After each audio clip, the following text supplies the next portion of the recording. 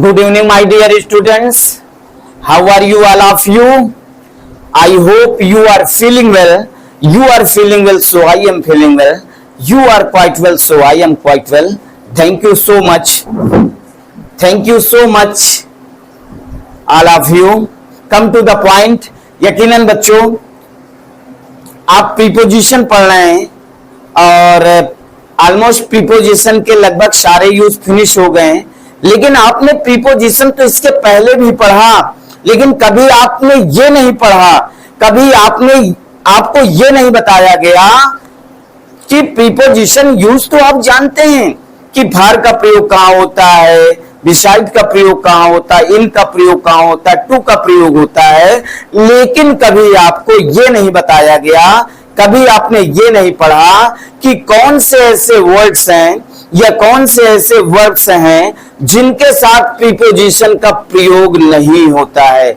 आज जो पढ़ने वाले हो, मैं आपको प्रीपोजिशन से रिलेटेड 3 रूल्स पढ़ाऊंगा और 3 इतने बेहतर रूल्स होंगे, यकीनन कह रहा हूं, विश्वास मानो, इतने बेहतर रूल्स पढ़ेंगे आप कि आपने इसके पहले कभी जीवन में नहीं पढ़ा, आपने कभी जीवन में नहीं पढ़ा। आज पहली अपॉर्चुनिटी है जिसके विषय में आप पढ़ने जा रहे हो या ये 3 रूल्स पढ़ने जा रहे हो। तो my bold students, please try to understand everyone, please attention everyone. देखिए, most important rules of preposition, ठीक है, जो हर प्रकार से इंपॉर्टेंट है, चाहे बोर्ड हो या कॉम्पिटिटिव यूज से हो, हर प्रकार से बहुत इंपॉर्टेंट है और मुश्किल से ही आप ये पढ़े होंगे या पढ़ाया गया होगा, लेकिन आज ओके इंग्लिश क्लासेस में आपको ये अपॉर्चुनिटी मिल रही है कि आज आप ऐसे रूल्स पढ़ने जा रहे हो जो इसके पहले आपने कभी नहीं पढ़ा, लेकिन आज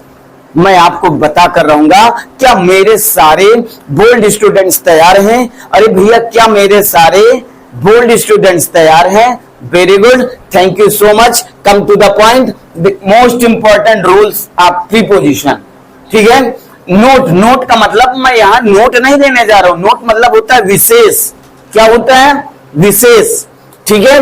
तो देखिए रूल 1 क्या है और आपको ध्यान से समझना है, जो भी रूल्स आएंगे बिल्कुल आपके माइंड में फिक्स हो जाएंगे, ठीक है, मैं गारंटी देता हूं, बस ध्यान से समझिए।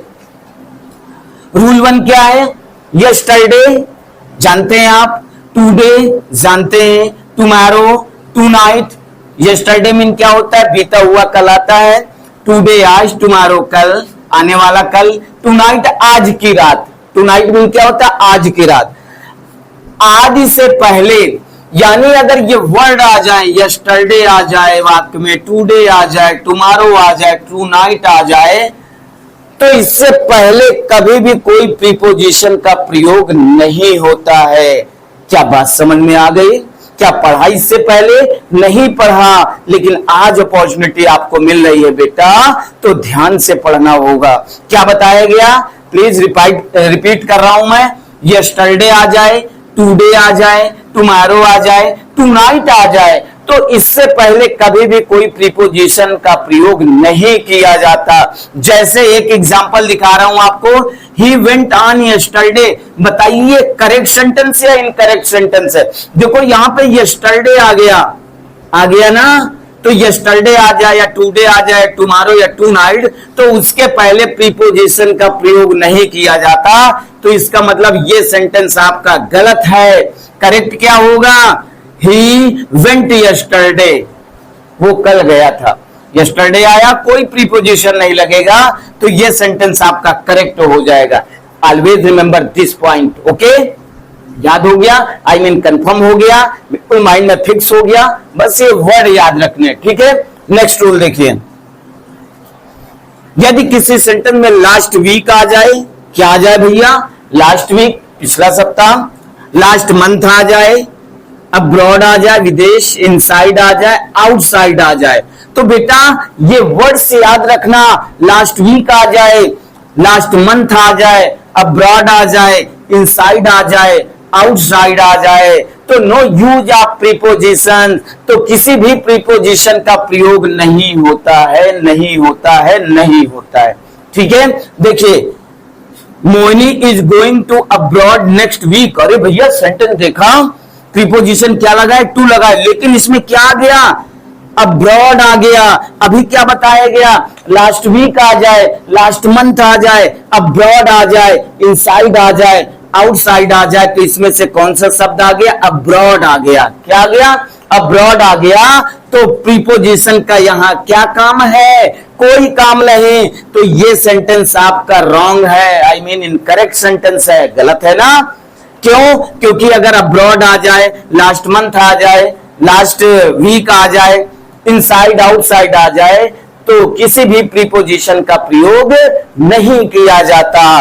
तो इसका करेक्ट सेंटेंस क्या होगा बेटा, Mohini is going abroad next week आपका करेक्ट सेंटेंस होगा। ये देखिए मैंने करेक्ट लिख दिया यहां पे है, ये इनकरेक्ट सेंटेंस है और ये करेक्ट सेंटेंस है।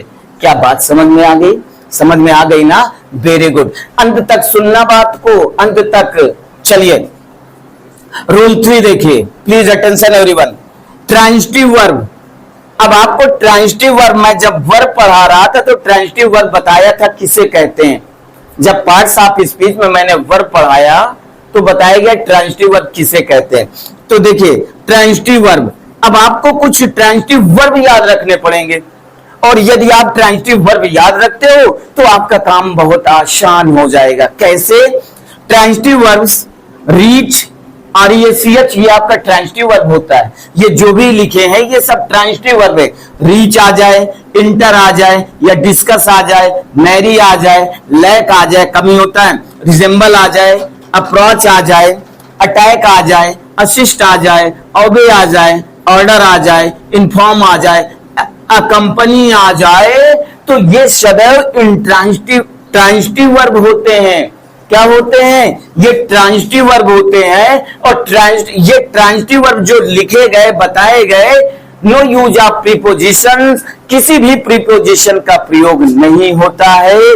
तो समझिएगा, एक बार फिर से बता रहा हूं, please attention everyone, my bold students. Transitive verb reach, enter, discuss, marry, lack, resemble, approach, attack, assist, obey, order, inform, accompany आ जाए तो किसी भी प्रीपोजिशन का प्रयोग नहीं होता है।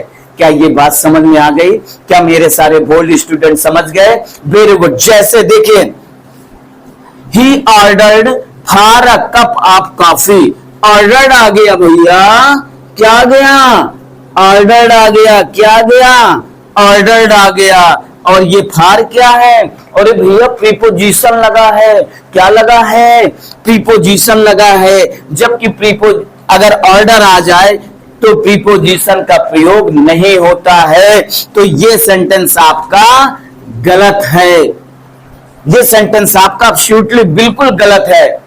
सही क्या होगा, he ordered a cup of coffee, because it is transitive verb, order आपका ट्रांजिटिव वर्ब है, इसलिए किसी प्रीपोजिशन का प्रयोग नहीं होगा। तो इसका करेक्ट क्या हो जाएगा, he ordered a cup of coffee. Clear हुआ बेटा, क्या ये करेक्ट हो गया और ये आपका इनकरेक्ट सेंटेंस है।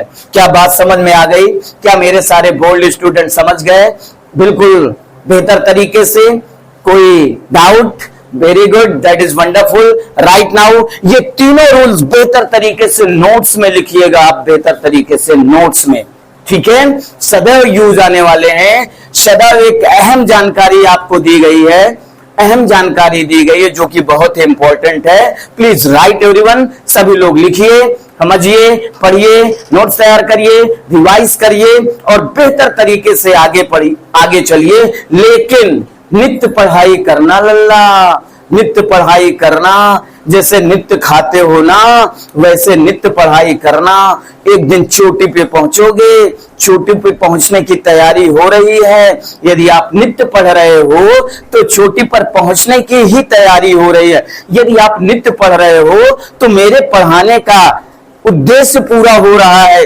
अगर आप नहीं पढ़ रहे हो तो मेरा पढ़ाना भी व्यर्थ जाएगा और आपकी मेहनत भी व्यर्थ जाएगी। इसलिए लल्ला, इसलिए मेरे बच्चों, मन लगाकर नित्य पढ़ाई करना। एक दिन इस बात की गारंटी देता हूं, आप चोटी तक पहुंचोगे। कहां पहुंचोगे? चोटी तक। Thank you so much watching for my video. Be of good cheer, सदैव प्रसन्न रहें। जय हिंद, जय भारत, वंदे मातरम।